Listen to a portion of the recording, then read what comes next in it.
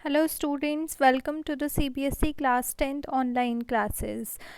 इससे पहले मैंने केमिस्ट्री की 3 क्लासेस आपके साथ शेयर कर चुकी हूँ और आज आपकी मैं क्लास 4th आपके साथ लूँगी, जिसमें मैं आपके साथ टाइप्स ऑफ केमिकल रिएक्शन ये नया टॉपिक आज की क्लास में मैं स्टार्ट करूँगी। ठीक है, प्रीवियस क्लास में हमने डिस्कस किया था how to balance a chemical reaction. उसको मैंने केमिकल रिएक्शन को बैलेंस करने का तरीका मैंने आपके साथ शेयर किया था। Now will start types of chemical reaction. ठीक है, एनसीईआरटी का पेज नंबर 6 में है, ये आप देख सकते हैं। We have learned in class 9 that during a chemical reaction atoms of one element do not change into those of another element. आपने क्लास 9th में पढ़ा होगा कि आपका कोई भी अगर केमिकल रिएक्शंस होती है तो उसमें कोई भी एटम है, कोई भी एलिमेंट का एटम है, वो कभी भी दूसरे एलिमेंट में कन्वर्ट नहीं होता है। जैसे एक छोटा सा एग्जाम्पल मैं देती हूँ। सपोज आपके पास कैल्शियम है, तो वो कैल्शियम जब आप रिएक्ट करोगे तो प्रोडक्ट में भी आपको कैल्शियम का कुछ ना कुछ कंपाउंड का फॉर्म होगा, मतलब वो कैल्शियम किसी दूसरे एलिमेंट में कन्वर्ट नहीं होगा। ठीक है, not do atoms disappear from the mixture और अपियर फ्रॉम एल्सवेयर। और ना ही किसी मिक्सचर से कभी भी कोई एटम डिसअपियर हो सकता है और ना ही अलग से फॉर्म हो सकता है। Actually chemical reactions involve the breaking and making of bonds between atoms to produce new substances. तो एक्चुअल में होता क्या है कि जो केमिकल रिएक्शंस है उसमें इन्वॉल्वमेंट होता है breaking and making of bonds. आपका या फिर बॉन्ड टूट रहा होगा या बॉन्ड बन रहा होगा बिटवीन एटम्स के बीच में, और तब आपके नए सब्सटेंसेस फॉर्म प्रोड्यूस होते हैं। ठीक है, बाकी आप टाइप्स ऑफ बॉन्ड के बारे में चैप्टर 3rd और 4th में पढ़ेंगे। First type of chemical reaction होती है आपकी कॉम्बिनेशन रिएक्शन। ठीक है, नाम से ही पता चल रहा है कॉम्बिनेशन, कंबाइन होना। ठीक है, एक्टिविटी गिवन है एक 1.4, उसमें आपका ये है कि आप छोटे से अमाउंट में आप कैल्शियम ऑक्साइड को लीजिए, जिसको हम क्विक लाइम भी बोलते हैं। एक बीकर में आप कैल्शियम ऑक्साइड लीजिए, उसमें आप धीरे धीरे आप वाटर ऐड करेंगे और उस बीकर को आप अगर टच करोगे तो आपको सडनली क्या होगा, टेम्परेचर में कुछ चेंजेस फील होगा आपको। ठीक है, वो बीकर क्या होता है, एकदम से गर्म हो जाता है। तो ये रिएक्शन है कि जब भी आपका कैल्शियम ऑक्साइड, जिसको क्विक लाइम बोला जाता है, अगर आप वाटर के साथ ऐड करोगे तो ध्यान रखना कि कैल्शियम हाइड्रोक्साइड, एक स्लेकेड लाइम जिसको बोला जाता है, ये कंपाउंड आपका फॉर्म होता है और बहुत ही लार्ज अमाउंट में हीट भी क्या होती है, प्रोड्यूस होती है। ठीक है, तो इसमें क्या हो रहा है आपका, ये जो स्लेकेड लाइम है, मैं एक और चीज़ इसके बारे में बता दूँ। ये जो स्लेकेड लाइम है मतलब कैल्शियम हाइड्रोक्साइड, ये आपके वाइट वॉशिंग के लिए यूज़ होता है, जो कि आपके क्वेश्चन में भी पूछा जाता है कई बार कि वो कौन सा कंपाउंड है जो कि आपका वाइट वॉश के लिए यूज़ होता है। तो इसको आप नोट कर लीजिएगा कि जो स्लेकेड लाइम है वो आपका वाइट वॉशिंग के लिए यूज़ होता है। ठीक है, इस रिएक्शन में आप देख रहे होंगे, in this reaction calcium oxide and water combine, ये दोनों के दोनों कंबाइन होते हैं और एक सिंगल प्रोडक्ट आपका फॉर्म हो रहा है, एक ही कंपाउंड आपका फॉर्म हो रहा है। तो इसको बोला जाता है वो रिएक्शंस जिसमें आपके 2 और मोर देन 2 रिएक्टेंट एक दूसरे के साथ कंबाइन होते हैं और आपका एक सिंगल प्रोडक्ट मिलता है। उन टाइप की रिएक्शंस को बोला जाता है कॉम्बिनेशन रिएक्शन। ठीक है, कुछ और एग्जांपल आपके गिवन है एनसीईआरटी में, जैसे बर्निंग ऑफ कोल, इसमें भी आपके 2 रिएक्टेंट एक दूसरे के साथ कंबाइन हो रहे हैं, एक सिंगल कंपाउंड आपको मिल रहा है। तो ये भी आपका बर्निंग ऑफ कोल भी क्या है, आपका कॉम्बिनेशन रिएक्शन का एग्जांपल है। ऐसे ही है फॉर्मेशन ऑफ वाटर, आपका जो वाटर फॉर्म होता है, H2 गैस और O2 गैस कंबाइन होती हैं और वाटर फॉर्म होता है, सिंगल प्रोडक्ट आपको मिल रहा है। तो ये भी क्या है, कॉम्बिनेशन रिएक्शन का एग्जांपल है। ठीक है, तो सिंपली क्या है आपका, जब 2 या 2 से ज़्यादा रिएक्टेंट एक दूसरे से क्या करते हैं, रिएक्शन करते हैं और एक सिंगल प्रोडक्ट आपको मिलता है, तो उन टाइप की रिएक्शंस को बोला जाता है कॉम्बिनेशन रिएक्शंस। अभी मैंने प्रीवियस एग्जांपल में आपका जो कैल्शियम ऑक्साइड और वाटर के साथ जब वो ऐड हो रहा था और कैल्शियम हाइड्रोक्साइड आपको मिल रहा था, तो उसमें मैंने आपको बताया था कि बहुत ही लार्ज अमाउंट में हीट इवॉल्व होती है।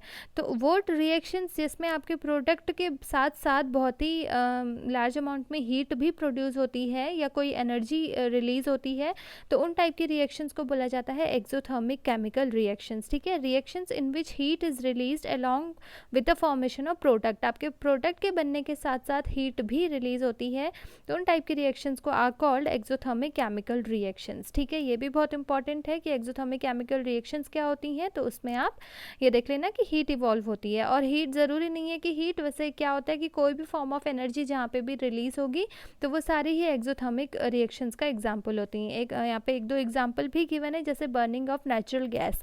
ये आपका बर्निंग ऑफ नेचुरल गैस, ये है आपका CH4 मीथेन। जब आप ऑक्सीजन के साथ रिएक्ट करते हो तो कार्बन डाइऑक्साइड प्लस वाटर मिलता है और साथ में आपकी क्या होती है, एनर्जी रिलीज होती है। तो ये भी क्या है, आपका एक्सोथर्मिक रिएक्शन का एग्जाम्पल है। ये बहुत इंपॉर्टेंट सेकेंड एग्जाम्पल यहाँ पे गिवन है और ये क्वेश्चन में भी आता है कि do you know that respiration is an exothermic process. जो आपकी रेस्पिरेशन रेस्पिरेशन की प्रोसेस होती है वो भी आपके एक्सोथर्मिक रिएक्शन का ही एग्जाम्पल है। तो ये पूछा भी जाता है कि कैसे, मतलब जो एक्सोथर्मिक रिएक्शन कैसे होता है रेस्पिरेशन, तो ये गिवन है। We all know that we need energy to stay alive, हमें पता है कि हमें जीने के लिए एनर्जी की नीड होती है। We get this energy from the food we eat, और ये एनर्जी हमें कहाँ से मिलती है, जो खाना हम खाते हैं। During digestion food is broken down into simpler substances, जब डाइजेशन की प्रोसेस होती है तो जो खाना है वो सिंपलर सब्सटेंसेस में ब्रेक हो जाता है। For example rice, potatoes and bread contain carbohydrate, जो आपके राइस, पोटैटो एंड ब्रेड होते हैं उनमें कार्बोहाइड्रेट प्रेजेंट होता है। These carbohydrates are broken down to form glucose, तो यही जो कार्बोहाइड्रेट्स होते हैं वो ब्रेक डाउन हो जाते हैं सिंपलर ग्लूकोज में। This glucose combined with the oxygen in the cell of our body, आपके बॉडी में जो सेल्स प्रेजेंट होते हैं उन सेल के साथ वो जो ग्लूकोज होगा उस सेल में जो ऑक्सीजन प्रेजेंट होता है, ऑक्सीजन और ग्लूकोज एक दूसरे के साथ कंबाइन हो जाते हैं एंड प्रोवाइड एनर्जी, और तब क्या होता है हमारी बॉडी को एनर्जी प्रोवाइड करते हैं। The special name of this reaction is respiration, और ये जो स्पेशल नेम गिवन है इस रिएक्शन को क्या गिवन है, रेस्पिरेशन। और इस प्रोसेस के बारे में हम नेक्स्ट चैप्टर 6 में हम पढ़ेंगे। ये इसकी रिएक्शन है कि ये होता है ग्लूकोज C6H12O6, ये ग्लूकोज का फॉर्मूला है। जब ये ऑक्सीजन के साथ क्या होता है, कंबाइन होता है, तो आपको मिलता है क्या क्या प्रोड्यूस होता है, एक तो कार्बन डाइऑक्साइड गैस, आपको पता है कि आप बाहर आपकी बॉडी से ये गैस रिलीज होती है, plus water in the form of urine और स्वेट, ये आपको पता है वाटर रिलीज होता है, प्लस क्या होती है हमारी बॉडी को एनर्जी भी मिलती है, मतलब एनर्जी भी आप क्या करते हैं, रिलीज करते हैं। ठीक है, तो यहाँ पे आप देख रहे हो कि एनर्जी निकलती है। अभी मैंने आपको बताया था कि एक्सोथर्मिक केमिकल रिएक्शंस वो रिएक्शंस होती हैं जिसमें हीट या फिर कोई भी एनर्जी, क्योंकि heat is a kind of energy, ये भी क्या है, एनर्जी का ही एक फॉर्म होता है, it is a form of energy. तो ये क्या होगा, अगर एनर्जी भी आपकी रिलीज हो रही है, इवॉल्व हो रही है, तो वो क्या हो जाता है, एक एक्सोथर्मिक रिएक्शन हो जाती है।